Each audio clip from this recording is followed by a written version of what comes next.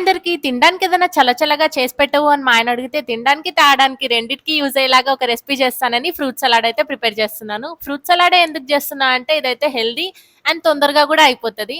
ముందుగా ఒక లీటర్ పాలు తీసుకొని 10 to 15 మినిట్స్ మీగడది కట్టకుండా మంచిగా కలుపుకోవాలి. దాని తర్వాత ఒక 2-3 స్పూన్స్ కస్టర్డ్ పౌడర్ సపరేట్ వేరే కాచి చల్లార్చిన పాలల్లో మిక్స్ చేసుకొని మంచిగా వేడైన పాలల్లో ఇది మిక్స్ చేసుకోవాలి.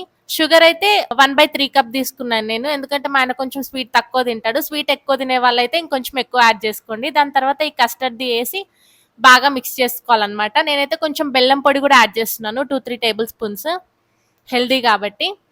ఇష్టమున్న వాళ్ళైతే మొత్తం బెల్లంతోని కూడా చేసుకోవచ్చు. అట్లయితే ఇంకా హెల్తీగా ఉంటది. ఫ్లేవర్ కోసం కొంచెం వెనిల్లా ఎసెన్స్ యాడ్ చేసిన అంతే. ఇంకా ఇంట్లో ఏ ఫ్రూట్స్ ఉంటే ఆ ఫ్రూట్స్ అన్ని కట్ చేసుకొని దీంట్లో వేసుకోండి.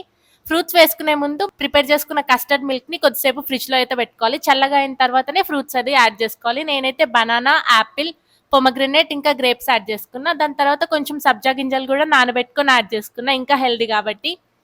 అంతే, మన ఫ్రూట్ సలాడ్ అయితే రెడీ అయిపోయింది. ఇవి వేసుకున్న తర్వాత ఇంకొంచెం సేపు ఫ్రిడ్జ్ లో పెట్టుకొని కూడా తినొచ్చు.